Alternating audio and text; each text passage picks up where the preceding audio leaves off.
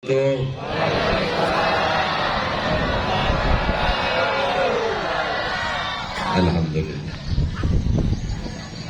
Alhamdulillah.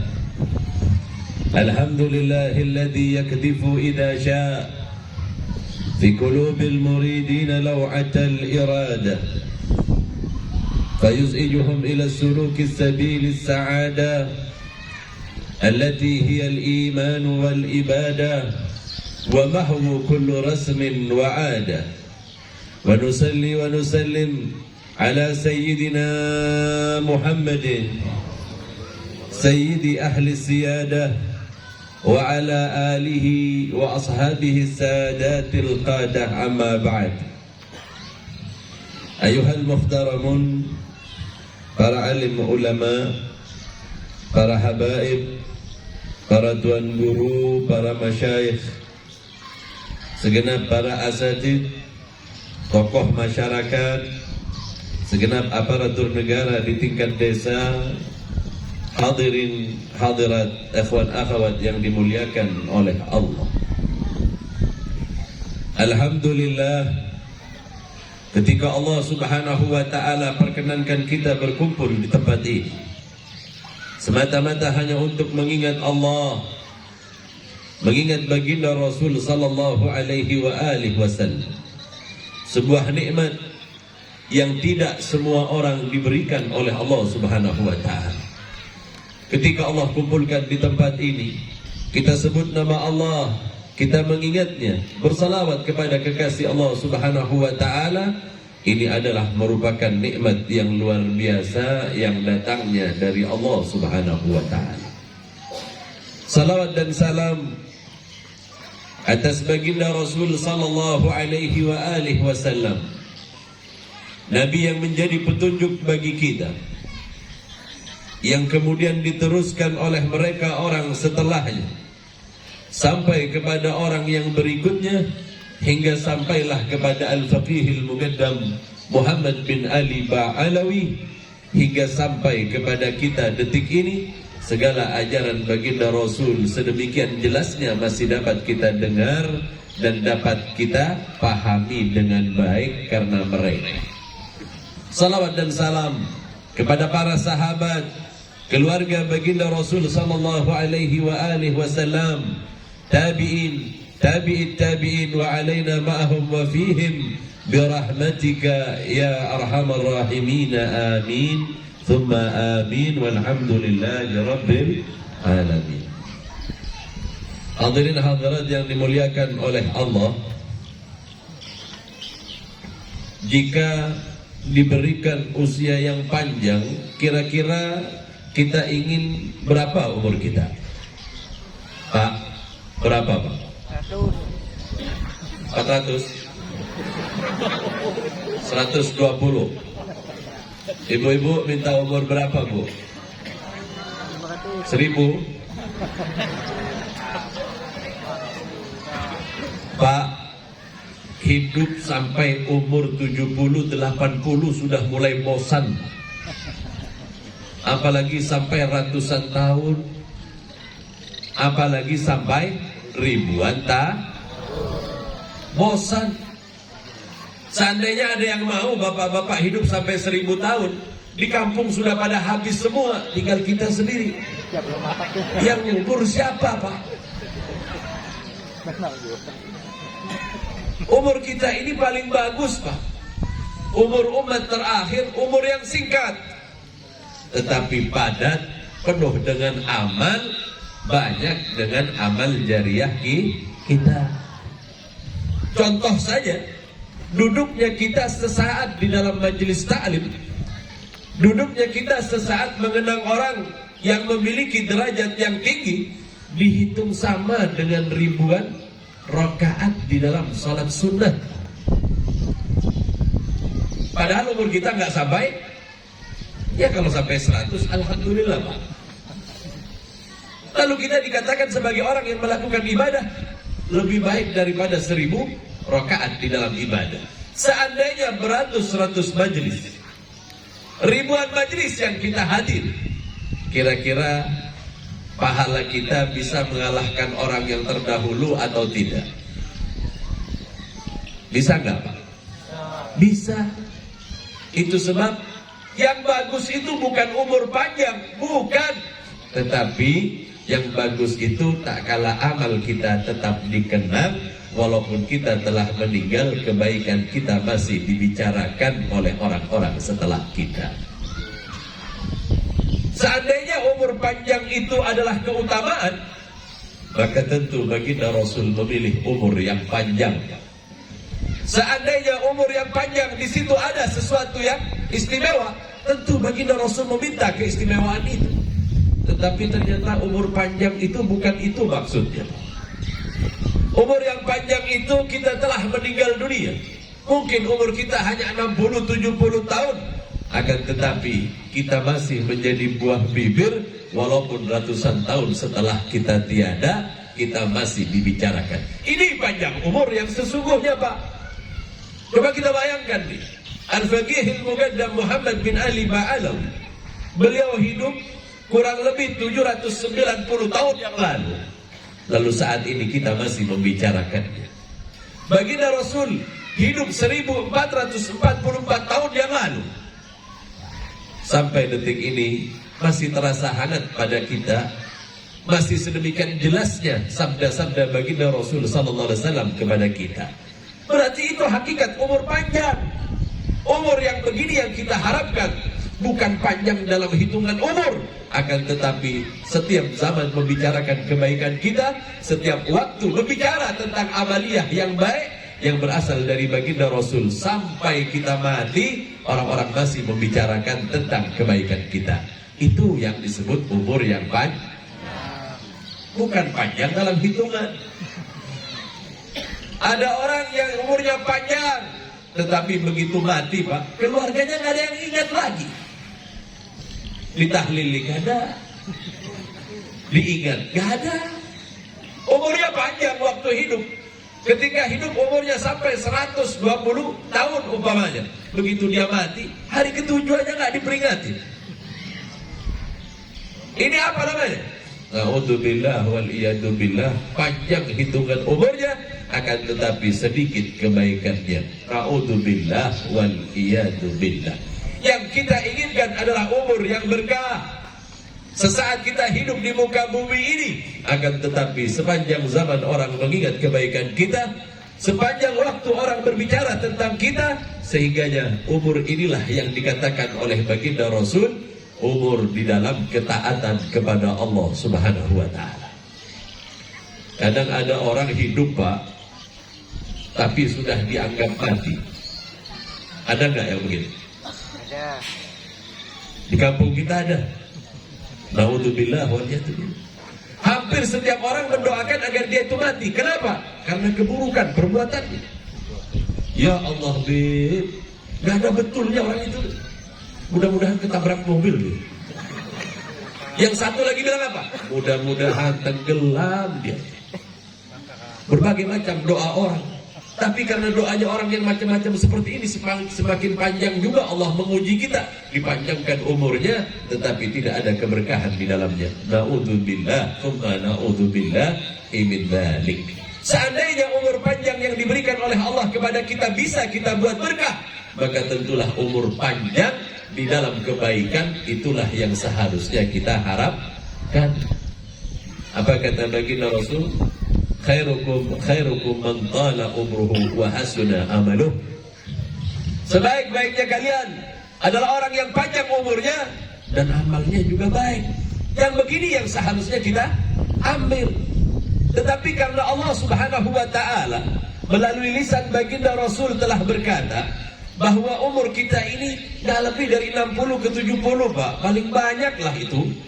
Kalaupun ada yang lolos 80 bonus. Ada yang 90 Bib. Sekampungan mungkin 1-2 aja. Tetapi yang mati umur 60-70 pasaran Pak. Ya enggak? Betul enggak?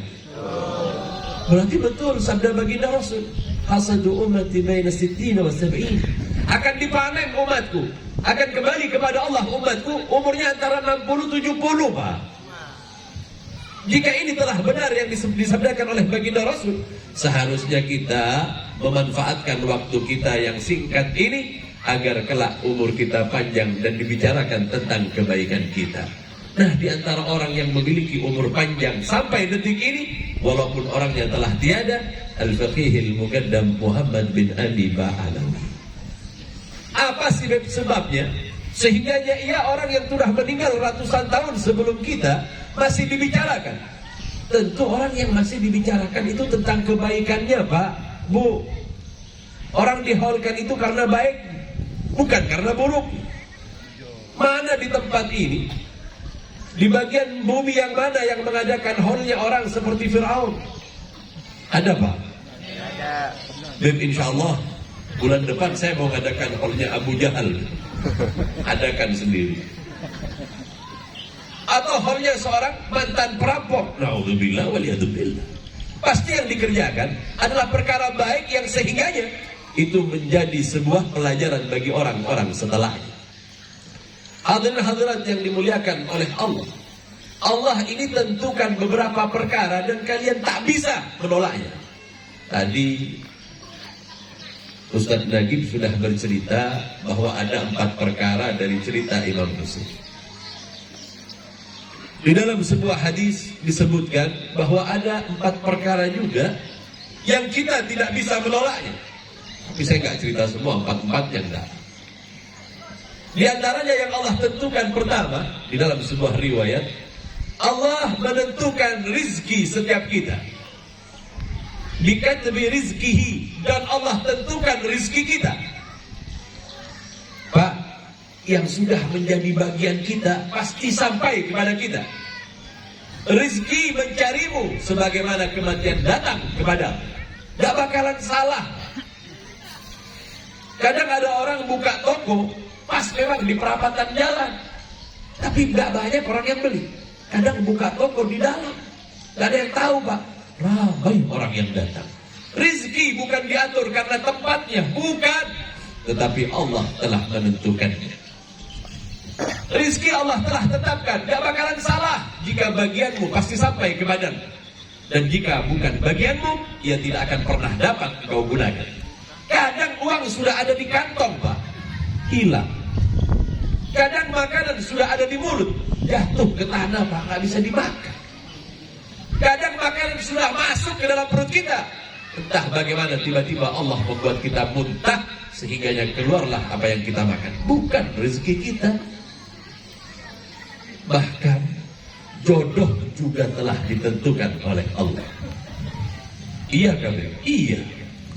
Gak bisa iri kita, gak bisa iri dan gak bisa nolak. Di kampung ada orang jelek tuh, iya, dapat jodoh cantik banget tuh. Mau diapakan sudah jodohnya? Nanti mau protes sama siapa? Allah sudah tentukan. Jika Allah telah tentukan, tak bisa diapa-apain, Pak. Cuman paling orang-orang yang iri bilang apa? Entah dukun mana yang dia pakai itu. Itu orang yang hasut, orang yang iri. Na'udzubillah waliyadzubillah. Jadi kalau sudah jodoh, mau kemana, Pak? Bagaimana konsep jodoh? Ini saya masih belum mau ceramah, Pak, masih cerita dulu lah. Ntar kalau sudah sampai 2 jam selesai, baru saya mau ceramah. Ini ngomong-ngomong aja dulu kita lah. Jangan tegang, Pak, jangan tegang, biasa aja.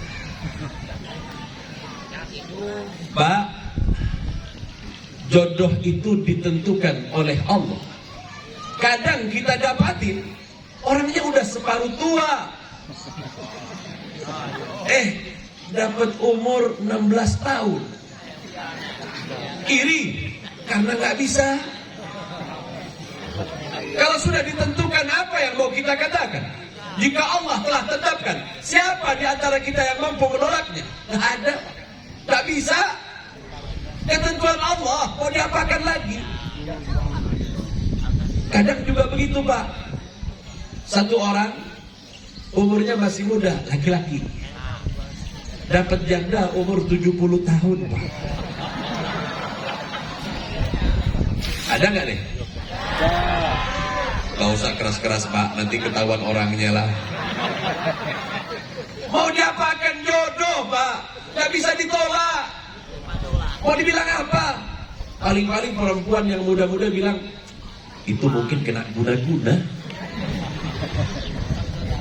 Biasanya iri hati tanda tak mampu, Pak. Mau diapakan?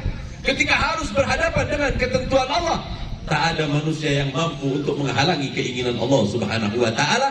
Inilah yang kemudian jika Allah tetapkan pasti terjadi dan tak ada satu orang pun yang mampu mengelaknya.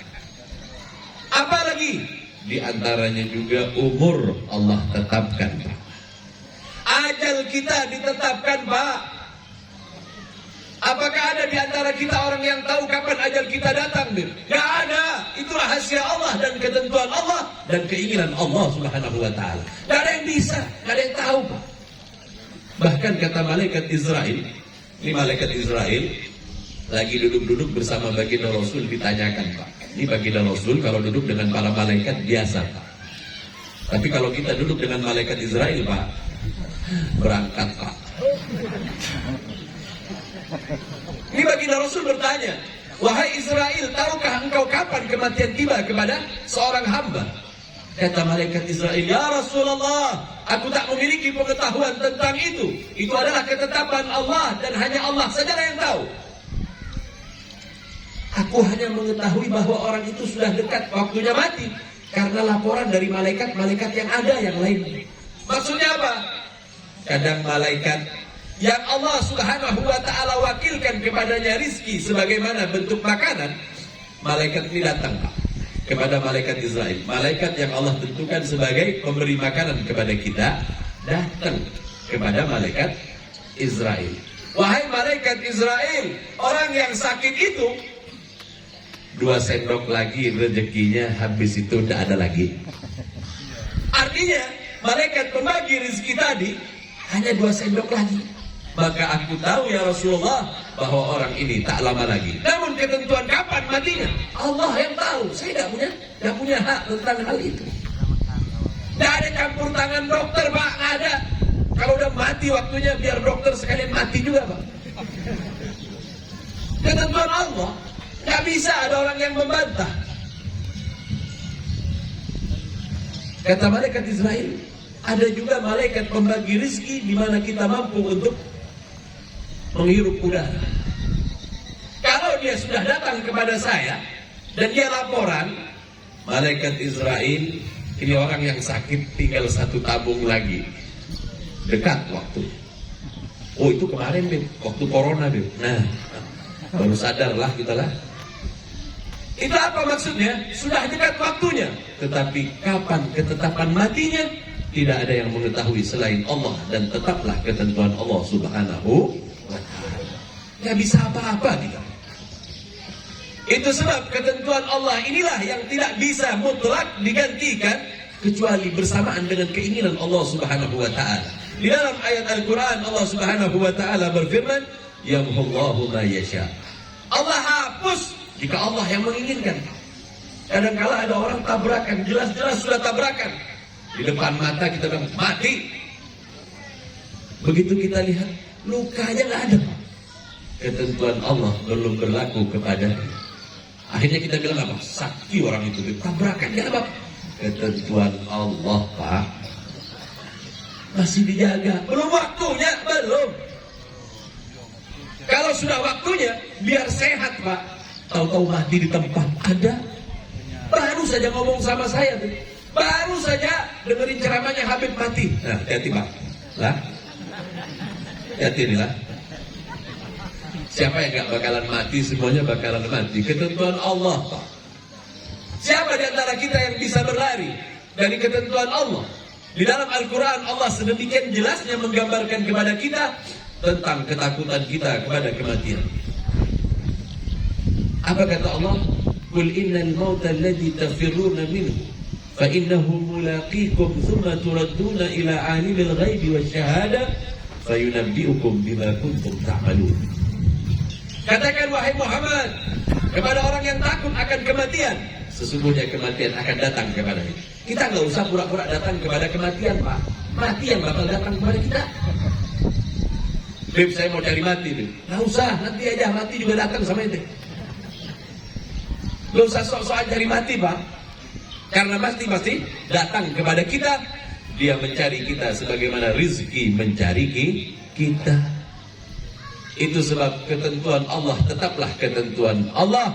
Maka Allah memilih di antara hambanya siapa yang orangnya kemudian habiskan umurnya di dalam ketaatan kepada Allah, tidak pernah melakukan maksiat, atau jika ia jatuh kepada maksiat, ia bersegera untuk kembali kepada Allah, dan Allah jadikan ia kekasih. Walaupun ia telah tiada, namanya tetap akan dikenang, namanya akan tetap disebut. Bertahun-tahun setelah meninggalnya, ia akan tetap menjadi buah bibir yang baik sebagai contoh teladan bagi kita, karena kehidupannya sama dengan kehidupan baginda Rasul sallallahu alaihi wasallam. Biasanya jika ada haul orang seperti ini, kita langsung berkata bahwa orang yang kita haulkan adalah seorang aulia, seorang wali Allah, seorang yang dekat kepada Allah. Ketahuilah, seorang aulia memiliki tanda yang harus kita ketahui. Yang pertama adalah syariah. Seorang wali Allah senantiasa ia melakukan syariat, belum pernah ia menyimpang dari yang namanya syariat. Beb, di situ ada wali, Beb, tapi seumur hidup belum pernah sholat. Walinya setan, Pak. Beb, itu ada wali Allah. Dia kalau berbicara pasti betul. Apa yang ia katakan terjadi. Jangan percaya kalau ia enggak berpegang kepada ajaran baginda Rasul sallallahu alaihi wasallam. Ini, Beb, ada orang wali di rumah saya. Pinter gak pinter, Beb. Belajar gak pernah belajar. Dulu orang bilang dia goblok, sekarang jadi wali, Beb. Yang lebih hebat lagi itu orang yang bilang wali, Pak. Yang menjadikan dia wali itu lebih hebat lagi. Sudah tahu orang seperti itu masih dibilang wah. Jika orang menjalankan syariat, ia orang yang paham, ia orang yang alim. Tentulah orang yang memahami tentang apa perintah Allah, ia memahami dan mengenal tentang apa yang ia lakukan. Apa yang ia lakukan dalam ibadah semata-mata karena ia sadar ini perintah Allah dan ia kerjakan. Konon orang yang panjang umurnya yang seperti ini.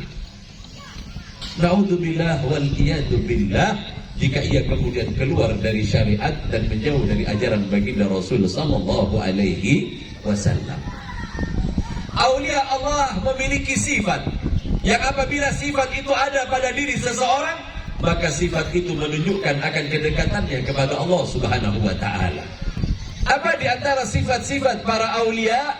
Di antara sifat para aulia, Allah berikan kepadanya hati yang bersih.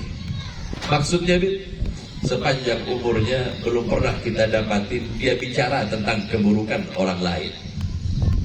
Kadang kita duduk di pos ronda, cerita tentang kepala desa kita, cerita keburukan. Kadang kita bicara keburukan tetangga, kadang kita bicara keburukan istri atau suami kita. Naudzubillah wal iyadu billah. Para wali tidak pernah membicarakan keburukan orang lain. Ia sibuk dengan keburukan dirinya sendiri. Ia sibuk untuk membenahi dirinya sendiri. Ia sibuk senantiasa ingat kepada Allah agar ia tetap di jalan Allah Subhanahu wa taala. Di dalam Al-Quran Allah menegaskan tentang sifat mereka. Disebutkan yauma la yanfa'u malun wala banun illa man atallah biqalbin salim. Hati yang selamat, hati yang bersih, hati yang nantinya Allah akan letakkan di dalam surganya. Suatu ketika di zaman baginda Rasul sallallahu alaihi wasallam, Rasulullah sedang duduk bersama para sahabat. Kemudian Rasulullah berkata, sebentar lagi kalian akan melihat seorang ahli surga. Ditunggu-tunggu oleh para sahabat, tiba-tiba masuklah seorang laki-laki dari golongan Ansor, dari golongan orang Madinah. Dia masuk terakhir kali. Semua sahabat menyaksikan dan menduga-duga orang inilah yang dimaksudkan oleh baginda Rasul. Besok lagi baginda Rasul bilang lagi, bentar lagi kalian akan melihat seorang penghuni surga.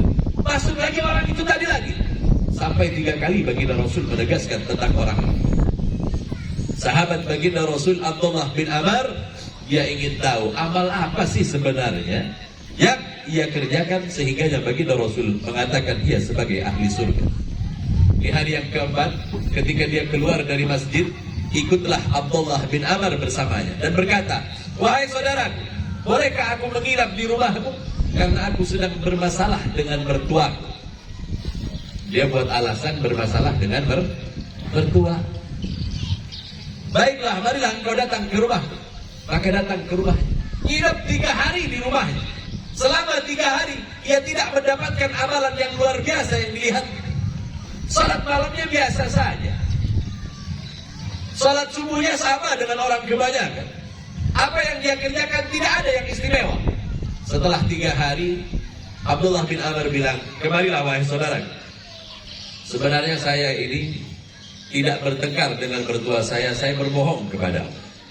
Saya hanya ingin tahu mengapa baginda Rasul menyebutkan bahwa engkau adalah salah satu penghuni dari penghuni surga. Apa sebabnya?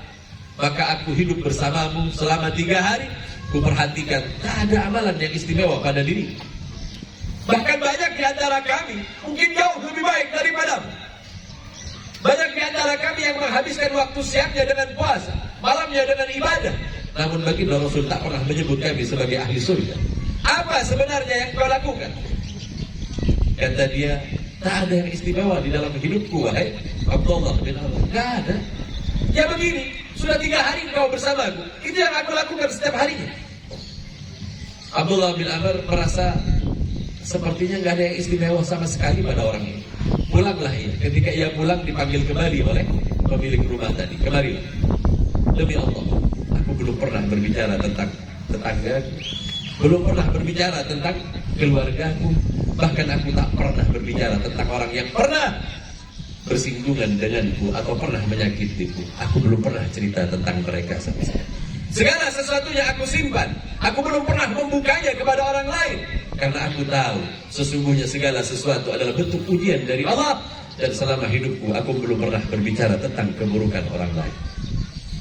Taulah Abdullah bin Amr bahwa orang ini memiliki hati yang bersih, hati yang selamat dari sifat iri hati, hati yang selamat dari sifat hasud, dengki, dan sebagainya. Naudzubillah wal iyadzubillah. Pak, bumi ini pernah dihuni oleh manusia-manusia yang memiliki hati yang buruk. Banyak contohnya, Pak. Mari kita lihat cerita tentang Fir'aun. Habib cerita Fir'aun ini kenal sama Fir'aun atau enggak? Ini ceritanya dalam Al-Quran, Pak, dalam hadis. Karena kita percaya kepada baginda Rasul, kita dengarkan saja bagaimana cerita baginda Rasul sallallahu alaihi wasallam. Fir'aun, Pak, ceritanya dia ngaku Tuhan itu karena dari masa kecilnya belum pernah sakit, kebal, pilek gak pernah, meludah belum pernah, buang ingus belum pernah, Pak. Saking merasa sempurnanya Fir'aun ini, kemudian dia bilang, "Jangan-jangan aku telah menjadi Tuhan," katanya. Jadi kalau ada orang gak pernah sakit, Pak, hati-hatilah, Pak. Itu pasalnya. Sehingga ketika Allah Subhanahu wa ta'ala melihat Fir'aun yang demikian, Allah tambahkan kepada Fir'aun, Allah berikan harta yang berlipat ganda. Banyak hartanya. Tubuhnya belum pernah sakit, hartanya berlimpah ruah. Allah letakkan ia di derajat yang tertinggi, ia menjadi seorang raja. Kaya enggak, sombong. Alim enggak, sombong. Ini celaka, Pak, lebih buruk dari Fir'aun, Pak. Ada orang miskin, sombong, kayak apa rasanya? Ditawarkan oleh kita, "Mau kerjaan, Bang?" "Enggak, ah." "Bapak ini dalam keadaan gak punya." "Ya, saya gak perlu kerja." Repot kita mau bantunya. Kenapa? "Malas saya diatur orang," kata dia. La haula wala quwata illa billah. Ini Fir'aun udah kaya, pasukannya banyak, segala sesuatunya ada, belum pernah kena sakit, dia sombong. Pantas sombongnya dia. Kenapa? Karena ia merasa segala sesuatunya ia miliki. Lalu bagaimana? Allah kirim Nabi Allah Musa kepadanya. Allah kirim Nabi Allah Musa kepadanya. Agar Fir'aun percaya kepada Nabi Allah Musa, Allah berikan hujahnya kepada Nabi Allah Musa. dalam cerita panjang, Nabi Allah Musa melemparkan tongkatnya kemudian berubah menjadi ular yang memakan ular-ular dari tukang sihir dari Firaun. Bukan itu saja, Nabi Allah Musa diminta untuk mendatangkan segala sesuatu dari Allah. Sekampungan Pak diserang sama yang namanya belalang.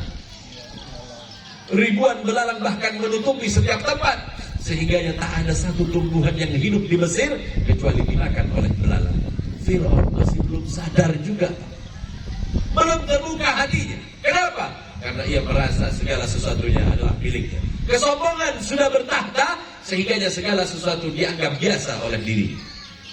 Tidak cukup itu, Nabi Allah Musa mendatangkan lagi mukjizat Allah, dipenuhi seluruh permukaan dari Mesir, dipenuhi dengan yang namanya kata.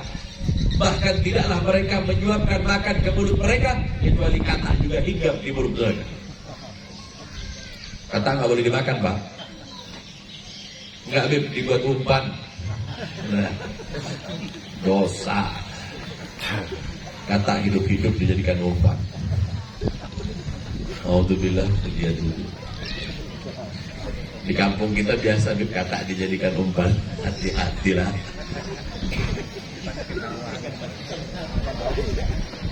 Jadikan umpan gak Pak?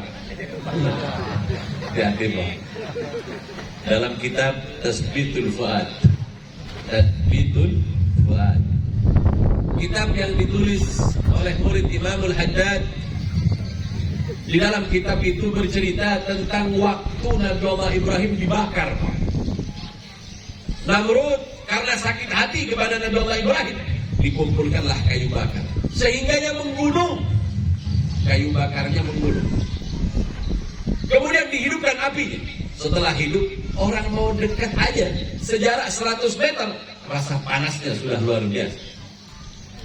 Di waktu api sedang berkobar, tahu-tahu malaikat Jibril melihat seekor katak yang sedang meludah ke arah api. Apalah artinya katak meludah kepada api yang bagaikan gunung tadi? Gak efek. Ditanya sama malaikat Jibril, apa yang kau kerjakan wahai katak? Aku merasa kasihan kepada Nabi Allah Ibrahim, sehingga aku akan ludahi ini agar apinya mati, walaupun aku tahu tidak akan mati dengan usaha kecilku ini. Karena kata seperti ini Pak, maka membunuh kata itu kada boleh. Ayo biar mau dukung Namrud kah, mau dukung Nabi Ibrahim? Ayo, hati-hati ya. Sejak saat itu kalau kita membunuh kata Pak, di dalam riwayat itu disunahkan mandi Pak. Nah ayo yang biasa mancing nih, mandi terus.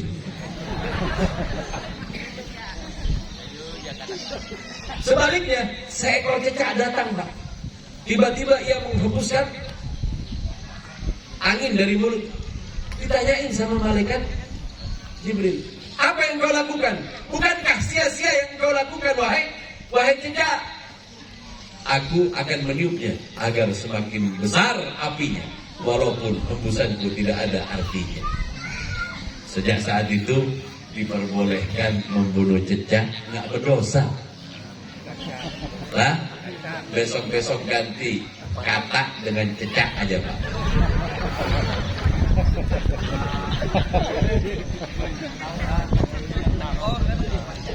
Lah, besok-besok ganti Pak. Jangan pakai kata lagi lah. Nggak boleh. Makruh kita membunuhnya.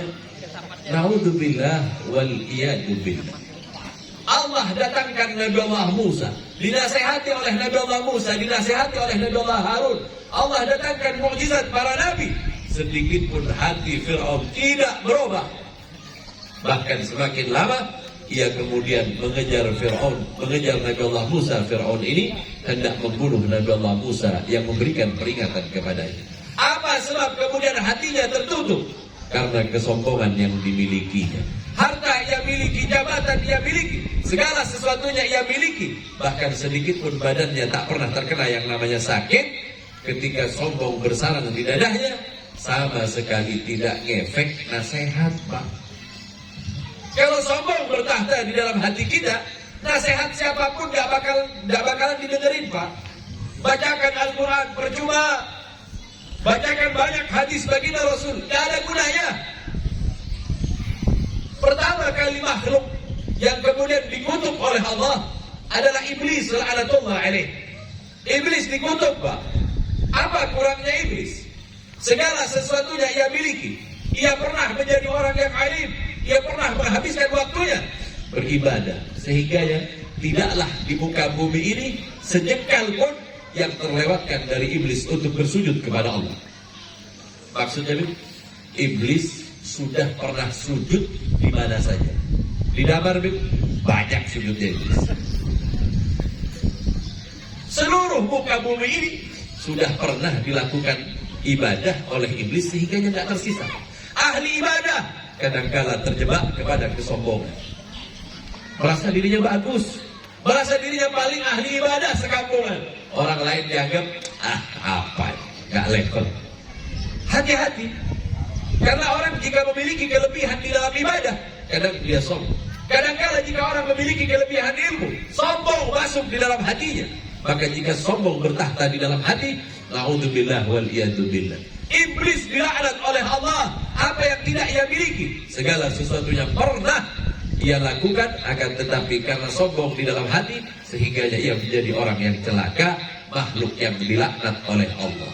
Pernah suatu ketika iblis datang kepada Nabi Allah Isa alaihissalam. Dia ingin taubat. Iblis mau taubat. Kalau iblis taubat, Pak, bagus kita semua. Kalau iblis sampai insaf, Pak, masuk surga semua kita sebelah tangan. Ini ceritanya iblis mau taubat, datang ke Nabi Allah Isa. Dia bilang, wahai Isa, wahai Ruhullah, ketahuilah, sampaikan kepada Allah, ada di antara hambanya yang hendak bertaubat kepada Allah. Nabi Allah Isa bermunajat kepada Allah, ya Allah, sesungguhnya salah seorang di antara hambamu hendak bertaubat. Wahai Isa, kata Allah, katakan kepada hambaku yang hendak bertaubat itu, bersujudlah di kuburan Adam alaihissalam. Allah tahu itu iblis. Nabi Allah Isa sebenarnya sudah curiga. Ini siapa yang datang mau taubat? Tidak ada yang menghalangi kita untuk bertaubat kepada Allah. Untuk bertaubat kepada Allah kita nggak perlu orang, Pak. Nggak perlu orang tahu kesalahan kita untuk bertaubat. Siapa saja bisa bertaubat kepada Allah Subhanahu wa ta'ala. Maka sebab itulah kemudian Nabi Allah Isa berkata kepada iblis, wahai engkau hamba Allah, kata Allah, jika engkau ingin bertaubat, Allah akan hapuskan dosamu. Tetapi dengan satu syarat, kata Allah, bersujudlah kepada Adam alaihissalam yang telah dikubur. Tiba-tiba berubah wajahnya memerah. Dia bilang apa? Di masa hidupnya dulu aku nggak sujud, lalu mengapa di waktu telah mati, berkalang tanah, telah menjadi debu, maka kemudian aku disuruh bersujud. Sungguh aku tidak akan pernah bersujud, karena sesungguhnya dulu aku tak mau bersujud kepadanya, apalagi telah mati seperti ini, aku gak bakalan sujud lagi. Rupanya kesombongan masih ada di dalam hati iblis, sehingga selamanya ia tidak akan pernah bertaubat kepada Allah Subhanahu wa ta'ala. Yang ditakutkan dari orang yang berisi kesombongan di dalam hatinya, menyimpan penyakit-penyakit hati, ia mati dalam keadaan su'ul khatimah. Na'udzubillah, na'udzubillah. Mati tidak dalam Islam, mati dalam keadaan celaka, mati dalam keadaan tidak mendapatkan keridhaan Allah. Na'udzubillah wal iyadzubillah. Maka di hati para aulia tidak pernah tersimpan di dalam hati mereka kebencian kepada orang yang berbuat dosa. Di dalam hati para aulia tidak pernah merasa lebih baik dibandingkan hamba Allah yang lainnya. Di hati para aulia belum pernah ia berbicara tentang kekurangan atau keburukan orang lain. Hati mereka selamat, hati mereka yang bersih, hati mereka dijaga oleh Allah dari berbuat segala sesuatu yang tidak diperkenankan. Ini tanda hati para ulama yang kemudian diangkat derajatnya oleh Allah ke derajat para aulia, para wali-wali Allah. Ini yang pertama. Yang kedua, apa lagi yang ada pada mereka para aulia? As-sabru indal bala. Mereka bersabar kalau diuji oleh Allah. Mereka bersabar jika diuji oleh Allah. Kita biasanya kalau diuji oleh Allah sabar apa enggak, Pak? Betulan? Hah? Bu, kalau diuji sama Allah bisa sabar kamu? Bisa, Bu? Bisa? Suami menikah lagi bisakah sabar? Nggak bisa. Beb, yang lain aja, Beb. Kalau yang lain saya bisa sabar, kalau yang satu itu nggak bisa, Beb. Dulu, Pak, ini saya ceritakan, Pak. Ada satu wali Allah. Selama hidupnya istrinya cuma satu aja. Wali tapi dia kekasih Allah, rajin ibadahnya, alim orangnya. Suatu ketika meninggallah istrinya. Ketika istrinya meninggal, dikubur istrinya tadi itu.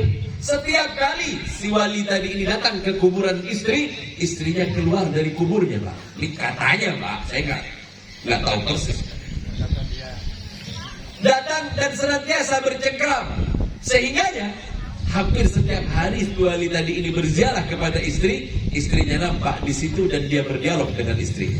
Jika dia rindu kepada istrinya, dia datang ke kuburannya. Sampai suatu ketika, Pak, si wali tadi ini, orang yang alim tadi ini menikah lagi, Pak. Suatu ketika dia ziarah kembali kepada istrinya yang telah meninggal dunia. Gak keluar dari kuburnya, Pak. Malas menemui, Pak. Padahal sudah meninggal, masih begini juga. Masih hidup aja saya nggak terima, Beb, apalagi waktu mati. Apa sebabnya? Musibah itu jika datang kepada kita, nggak sadar kita. Kadang-kadang terlempar dari mulut kita, ya Allah, mengapa Engkau uji aku seperti ini? Padahal ujian yang Allah berikan kepada kita adalah untuk mengangkat derajat kita. Ujian yang Allah berikan sebagai sebuah pembelajaran kepada kita, agar tak kala kita nanti menghadapi lagi, kita tahu bagaimana jawaban. Bukankah Allah memiliki ketentuan yang baik? Bukankah segala sesuatu yang Allah pilihkan buat kita adalah yang terbaik buat kita? Menurut kita nggak bagus, tapi menurut Allah bagus. Menurut kita bagus, tetapi menurut Allah tak bagus. Maka kadangkala dijauhkan oleh Allah. Beb, saya kalau berdoa kepada Allah nggak pernah diijabahi. Oh, jangan berburuk sangka kepada Allah. Ketika Allah tidak memberimu, mungkin Allah lagi senang sama kamu. Mungkin kau dipilih menjadi aulianya, agar suaramu, agar munajatmu didengar oleh Allah Subhanahu wa Ta'ala, dan Allah lagi suka mendengar suaramu tak kalah bermunajat kepada Allah. Saya seringkali memberi contoh, memberi sebuah contoh. Kalau datang ke rumah kita seorang pengamen, suaranya jelek, fales kata orang, serak-serak, banjir, Pak. Bukan serak-serak becek, bukan, serak-serak banjir. Gak enak sama sekali ngamen di rumah kita. Petikan gitarnya sembarangan, suaranya gak enak, wajahnya jelek lagi. Apa yang kita lakukan? Ambil koin, langsung kasih. Sudah, Pak, sudah. Langsung kita kasih, tapi apa yang menjadi keinginannya? Tiba-tiba datang satu pengamen lagi ke rumah kita, wajahnya biasa aja lah, tapi petikan gitarnya mantap, Pak. Petikan gitarnya mantap, suaranya merdu. Kita dengerin suaranya. Satu lagu lagi, 10 lagu saya kasih 50.000. 10 lagu dia nyanyi. Karena apa? Si tuan rumah senang mendengar suaranya. Kadangkala Allah suka mendengar munajat-munajat kita, baru dikabulkan. Setelah sekian kali kita meminta kepada Allah, baru dikabulkan. Karena apa? Karena Allah ingin mendengarkan suara. Ada juga orang yang datang kepada Allah, berdoa langsung diijabahi. Jangan-jangan dia lagi gak disukai sama Allah Subhanahu wa Ta'ala. Na'udzubillah wal iyadzubillah. Tanda seseorang dicintai oleh Allah adalah Allah turunkan kepadanya musibah. Idza ahabballahu 'abdan ibtalah. Jika Allah mencintai hambanya, Allah berikan ujian kepadanya. Bukankah telah lewat masa para nabi, semuanya diberikan ujian oleh Allah dan mereka bersabar atas ujian Allah, mereka kemudian diangkat derajatnya oleh Allah Subhanahu wa taala. Tanda seorang wali, ia adalah orang yang mendapatkan ujian dari Allah. Kalau kita nggak mau ujian, kita tidak akan pernah menjadi walinya Allah. Apalagi yang terakhir, sebanyak-banyak. Yang terakhir, dia adalah orang yang dermawan, bukan orang yang bakhil, bin pelit, bin apa lagi? Bakhil, bin pelit, medit, semuanya ada. Artinya apa? Jika ia memiliki dunia, ia dengan mudah mengeluarkan. Saya ingat satu cerita berasal dari negeri Jember, Pak. Ada daerah namanya Tanggul. Kita mengenal tentang Habib Saleh Tanggul. Habib Saleh Tanggul ini orangnya luar biasa. Apa di antara tanda dari kewaliannya? Adalah sedikit pun harta tak pernah mengganggunya. Jika ada orang memberikan harta kepadanya, tidak tanggung-tanggung kadang ia berikan kepada orang. Dulu di Solo ada satu orang namanya Salmin. Salmin ini punya anak sakit bertahun-tahun lamanya, tidur di kasur. Dia dalam keadaan tidak mampu menggerakkan tangan, kaki, bahkan matanya pun terpejam. 2 tahun sudah keadaannya seperti itu.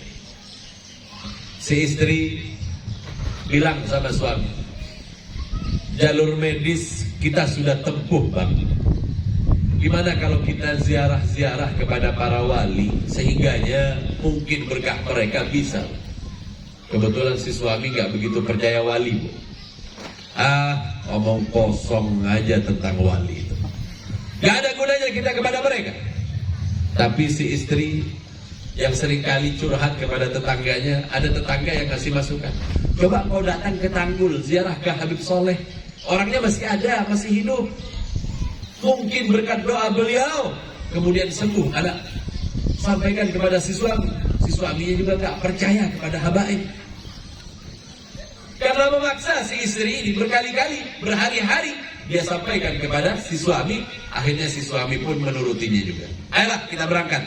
Di zaman itu, Pak, masih belum ada orang punya mobil. Salmin ini sudah punya mobil. Berangkat Salmin dari Solo menuju Tanggul, tempatnya di Jember. Kalau dari tempat saya kurang lebih jaraknya 100 kilo, Pak.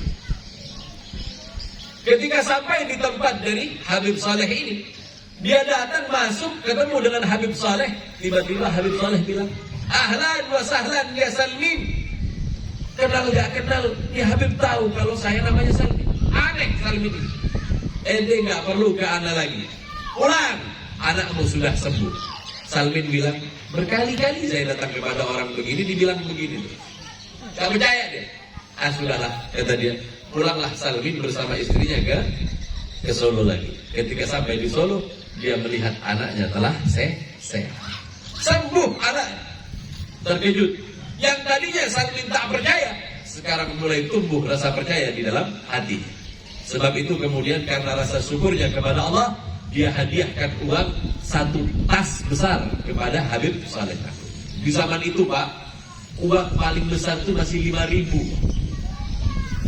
Jadi 1 tas 5.000-an dibawa oleh Salmin untuk dihadiahkan kepada Habib Saleh. Dia bawa tas itu dari Solo, dia antarkan sebagai rasa syukurnya kepada Allah, mau dia berikan kepada Habib Saleh. Begitu sampai di sana, Habib Saleh sedang ada tamu. Tamu itu sepertinya wajahnya sedih, Pak.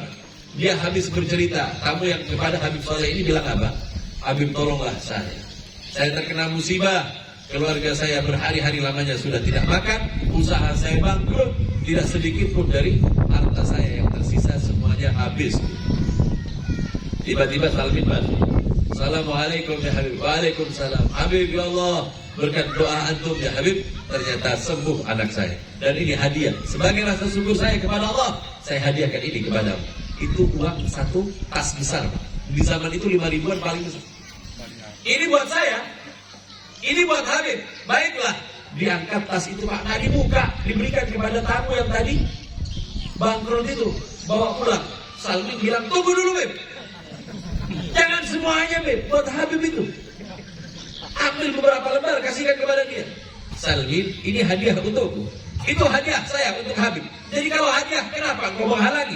Jika ini sudah milikku, maka aku akan serahkan ini semua kepadanya. Diberikan Pak. Dapat uang satu tas besar. Orang yang mengadu kepada. Kalau kita yang dapat uang begini Pak, tunggu dulu. Bawa ke kamar dulu lah. Kita hitung 1-2 lembar. Berapa lembar ya yang mau kita kasihkan ya? Makanya kita nggak pernah jadi wali. Karena apa? Harta masih bertahta di dalam hati kita. Di para aulia nggak punya yang begitu Pak. Al-Faqihul Muqaddam di dalam riwayat, dia habiskan hartanya setiap saatnya untuk memberikan orang makan orang kampungnya. Sampai setiap hari dihadiahkan kepada orang kampung makanan. Makmur kampungnya. Kenapa? Sedikit belum pernah mengganggu harta yang dimilikinya. Dunia tak pernah mempengaruhi dirinya sama sekali. Itu sebab kata Salmin, sepanjang umur hidup saya menyaksikan orang yang tak menyukai dunia, yang tidak menyukai harta, dan sedikit pun tak ada rasa takut kepadanya, adalah ia yang saleh tanggul. Dan ini merupakan salah satu sifat dari sifat para aulia. Gak ada ceritanya para aulia sedang asik-asik habisin waktu ngitung uang Pak. Kalau yang ngitung uang apa itu? Kontraktor tuh Pak yang habiskan. Hadirin yang dimuliakan oleh Allah, sifat-sifat yang ada para aulia inilah yang kemudian kalau kita haulkan satu orang, kita memperingati hari kembalinya seorang hamba kepada Allah Subhanahu wa taala, yang hendak kita bicarakan tentang beliaunya apa? Kebaikan-kebaikan yang pernah beliau ajarkan kepada kita hingga sampai kepada kita. Ini maksudnya haul. Agar apa? Kita ambil pelajaran bahwa ada orang sebelum kita 700 tahun yang lalu, harta sedikit pun tak pernah mempengaruhi hidupnya, sedikit pun ia belum pernah tergila-gila kepada yang namanya harta. Dan ini merupakan salah satu tanda dari tanda yang Allah berikan kepada kekasihnya. Sehingga jadi dalam Al-Quran disebutkan, ala inna awliya Allah la haufun alaihim wa la hum yahzanun. Para wali itu gak pernah takut, sama sekali ia tidak pernah takut. Dia gak pernah mengandalkan harta, dia tidak pernah mengandalkan segala sesuatu yang dia pegang, tidak pernah. Cerita saya yang terakhir ini adalah cerita penutup, karena udah kemalaman deh. Oh kalau cuma dengerin enak Pak, yang ngomong di sini nih Pak. Ini cerita terakhir saya tentang seorang aulia yang di dalam hatinya tak ada rasa takut sama sekali kepada apapun juga. Beliau adalah Ibrahim Al-Khawas. Khawas, sebuah kota yang berada di negeri Mesir. Ibrahim Al-Khawas, dia berkata, demi Allah, aku percaya kepada Allah mutlak segala sesuatu ketentuannya. Tak mungkin seorang hamba dibiarkan begitu saja oleh Allah. Dan aku yakin benar, aku akan berjalan kaki dari Mesir, dari Afrika, dari Khawas menuju ke Mekah. Aku tidak akan membawa bekal satupun, aku tidak akan membawanya. Kalau kita jalan juga nggak bawa bekal gitu. Tapi ATM ada 3 buah, sama aja Pak. Ini Ibrahim Al-Khawas, dia berjalan melewati padang pasir, dia hendak berjalan tanpa satupun yang ia bawa. Makanan dia nggak bawa, minuman nggak bawa, bahkan untuk sekedar penutup kepalanya saja dia juga nggak bawa. Dia yakin betul kepada Allah dan dia tahu bahwa setiap segala sesuatunya jika Allah mudahkan, pasti Allah mudahkan. Berjalanlah beliau ya. Hari pertama beliau berjalan. Bapak tahu, dari Afrika ke Mekah itu Pak, kalau jalan lumayan bisa 2 bulan. Ini mau jalan kaki. Ibrahim Al-Khawas memulai perjalanannya, tawakal betul kepada Allah, percaya betul, dan dia tidak takut sedikit pun akan kelaparan atau kehausan. Hari pertama dia berjalan, sampai waktu malam tiba, tidak satu tetes air pun dan sekeping roti yang masuk ke dalam perut. Hari itu dia lewati tanpa ada makanan dan minuman yang masuk ke dalam perut. Malam itu dia tetap beribadah, gak goyah Pak. Bukan gara-gara gak makan kemudian gak sholat, bukan gara-gara gak ada minuman sama sekali kemudian kita berhenti ibadah. Ini bedanya kita sama para wali ini, Pak. Para wali itu biar keadaannya seperti apapun juga, mereka sedikit pun tidak berubah, mereka sedikit pun tidak sama sekali mengurangi ibadah mereka. Tidak ada. Tetap dia habiskan waktunya. Malamnya dia habiskan dengan beribadah kepada Allah, sedikit beristirahat. Di sepertiga malam dia sudah kembali berdiri tegak untuk kemudian melakukan ibadah kepada Allah. Besok paginya mulai lagi jalan. Dalam hati dia bilang, ya Allah, hari ini aku pun akan kembali berjalan, dan aku yakin Engkau maha segalanya, ya Allah. Hari kedua dia lewati begitu, Pak. Cuman berjalannya sudah berubah. Karena makan nggak makan, minum nggak minum. Ini perjalanannya agak lain, Pak. Agak telat sedikit.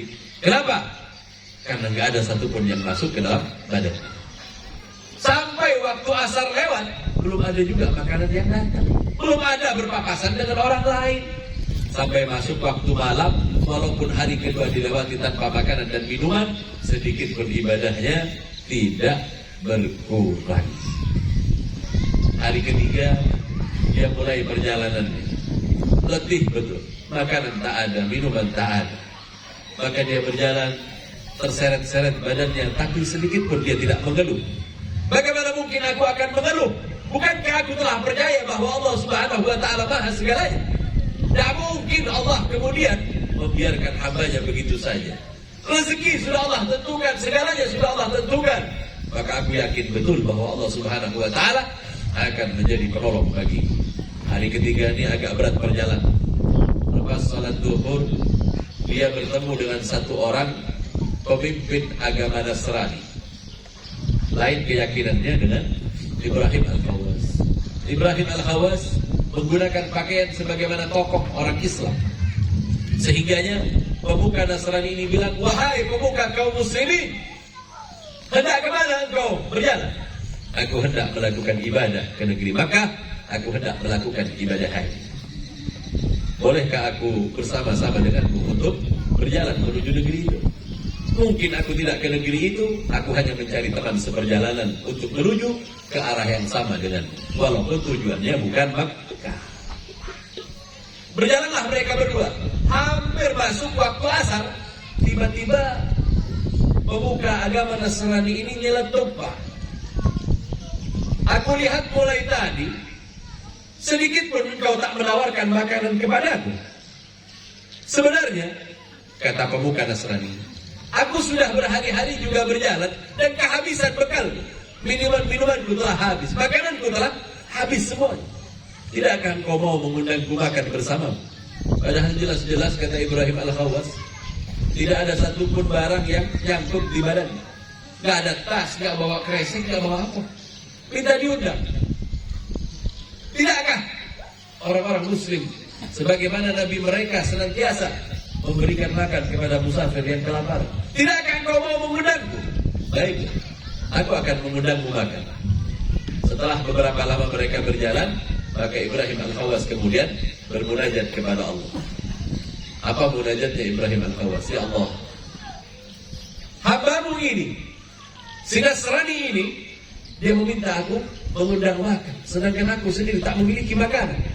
Cuma doanya nggak didengar sama si Nasrani ini. Doa dalam hati aja. Ya Allah, jangan kau permalukan aku di hadapan orang yang memiliki keyakinan berbeda denganku.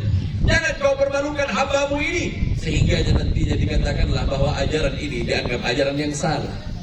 Ya Allah, berikan aku makanan dari sisimu, agar aku kemudian menjadi semakin yakin dan orang di hadapanku tidak memandang remeh kepada ajaran baginda Rasul sallallahu alaihi wasallam. Tiba-tiba turun makanan dari langit, Pak. Satu talam lengkap dengan minuman. Jangan tanya apa minumannya, Bib. Soda gembira, Bib. Yang jelas minuman, Pak. Gak usah diperinci satu-satu lah. Nasi kuning, Bib. Maka Ibrahim Al-Khawas ketika melihat itu gembira hati. Ya Allah, aku tak dipermalukan oleh Allah Subhanahu wa Ta'ala, dan aku semakin yakin akan ajaran Allah Subhanahu wa Ta'ala. Orang Nasrani tadi, pemuka Nasrani tadi, wajahnya nggak berubah, Pak. Seolah-olah sedikit pun dia nggak kagum sama sekali, nggak heran sama sekali. Mereka makan berdua sampai habis. Setelah habis, sudah jalan lagi, meneruskan perjalanan. Waktu malam mereka istirahat. Besok paginya mereka lanjutkan lagi perjalanan.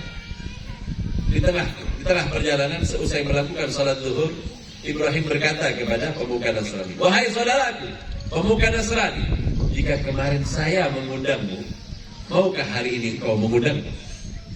Dibalik. Kata si pemuka Nasrani ini, "Baiklah, biarkan aku berdoa terlebih dahulu kepada Tuhan." Maka berdoalah si pemuka Nasrani. Ketika dia berdoa, tiba-tiba yang turun 2 talam. Kalah Ibrahim Al-Hawas. Terkejut dia ini. Kenapa dia juga bisa menurunkan makanan dari langit? Terheran-heran Ibrahim Al-Hawas. Ya Allah, sedikit pun hatiku tak goyah akan ajaranmu. Tapi mengapa ini? Si Nasrani ini jauh lebih baik ketimbang saya. Ibrahim Al-Hawas tak mau makan. Tunggu, aku tidak akan makan sebelum engkau bercerita apa yang engkau panjatkan kepada Tuhan. Sebenarnya aku berdoa kepada Tuhanmu, kata si pemuka Nasrani. Aku berdoa di dalam doaku, ya Allah, sesungguhnya aku sadar betul bahwa pemuka kaum muslimin ini ajarannya benar. Saat aku melihat dia mampu menurunkan makanan dari langit, hatiku telah terpaut. Hatiku yakin kepadamu ya Allah. Maka biarkan aku ini juga di dalam keyakinan yang sama, dan biarkan aku juga memberikan jamuan kepada hambamu yang kau cintai ini. Rupanya dia berdoa pakai namanya Ibrahim Al-Hawas, sehingganya turun 2 talam. Ibrahim Al-Hawas berkata, marilah kita makan rezeki yang datangnya dari Allah. Gak bawa makanan, gak bawa minuman, Pak. Ini kalau para wali begini, Pak, dikit-dikit mintanya ke langit, Pak. Kalau kita gak ada warung, mau kemana, Pak? Ini para aulia yang hatinya sedikit pun tak ada rasa takut, tak ada rasa khawatir di dalam hati mereka. Kepercayaan kepada mereka mutlak mereka wujudkan dalam bentuk peribadatan kepada Allah. Rasa percaya, yakin, i'tikad di dalam hati mereka, sehingga di hati mereka tak ada keraguan sedikit pun. Hati mereka bersih dari perbuatan-perbuatan yang buruk, dari penyakit-penyakit hati. Hati mereka tak pernah tertimpa oleh yang namanya hasud, dendam, iri hati dan sebagainya. Sehingganya setiap kali mereka mengangkat tangan kepada Allah, mereka adalah orang-orang yang mustajab di dalam doa mereka dan didengarkan oleh Allah Subhanahu wa taala. Hadirin hadirat yang dimuliakan oleh Allah, maka ketahuilah, qaul yang kita maksudkan kali ini adalah semata-mata mengingat ajaran baginda Rasul yang disampaikan oleh mereka. Mereka kami kenal karena perbuatan mereka, ibadah mereka yang serupa dengan baginda Rasul sallallahu alaihi wasallam. Mengingat mereka sama halnya dengan kita mengingat baginda Rasul sallallahu alaihi wasallam, mengingat ajaran, mengingat akhlak, mengingat segala sesuatu yang diajarkan oleh baginda Rasul kepada para sahabat, tabi'in, hingga sampailah kepada Faqihul Muqaddam, dan sampailah ajaran itu kepada kita. Dan demi Allah, ikatlah hati kita dengan mereka, karena suatu ketika apa yang kita lakukan, apa yang kita kerjakan, berwasilahkan mereka, kelak mereka akan menjadi saksi bagi perbuatan kita, dan kelak kita akan diakui sebagai umat baginda Rasul sallallahu alaihi wasallam. Hadirin hadirat, ikhwan akhwat yang dimuliakan oleh Allah, sungguh berbicara tentang alam aulia adalah sebuah ilmu yang tidak akan pernah habis untuk kita bahas. Banyak sifat-sifat mereka yang kemudian menunjukkan mereka orang yang paling dekat di sisi Allah. Mereka orang yang dicintai oleh Allah, sehingganya mereka adalah orang-orang yang mempertahankan ajaran baginda Rasul, berpegang kepada Al-Quran dan As-Sunnah, sehingganya mereka menjadi orang-orang yang mendapatkan kedudukan tinggi di sisi Allah. Itulah salah satu tujuan kita melakukan haul, mengenang apa yang mereka lakukan yang berasal dari baginda Rasul sallallahu alaihi wasallam. Semoga Allah mudahkan kita di dalam mengamalkan apa yang diajarkan oleh baginda Rasul melalui mereka, sehingganya ajaran baginda Rasul masih hidup. Baginda Rasul masih hidup di dalam hati kita. Setiap saatnya kita mengenang baginda Rasul sebagai bukti kecintaan umat kepada nabinya, dan kelak kita mendapatkan pengakuan dari baginda Rasul sallallahu alaihi wasallam. Hadirin hadirat ikhwan akhwat yang dimuliakan oleh Allah, sekedar yang bisa saya sampaikan, semoga ini bermanfaat bagi kita, dan semoga kelak kita dinaungi oleh rahmat Allah dan diberikan syafaat baginda Rasul sallallahu alaihi wasallam. Kurang lebihnya mohon maaf yang sebesar-besarnya. Wabillahi taufiq wal hidayah wal ridha wal inayah. Wassalamualaikum warahmatullahi wabarakatuh. Bapak Ibu hadirin wal hadirat yang dimuliakan oleh Allah Subhanahu wa taala, Itu adalah tadi ceramah yang telah disampaikan oleh Al-Mukarram Al-Habib Zainal Abidin bin Muhsin bin Ali Al-Hindwan. Semoga apa yang beliau sampaikan bermanfaat bagi kita dan bisa kita amalkan. Amin, amin ya rabbal alamin. Baiklah, untuk acara selanjutnya pembacaan doa yang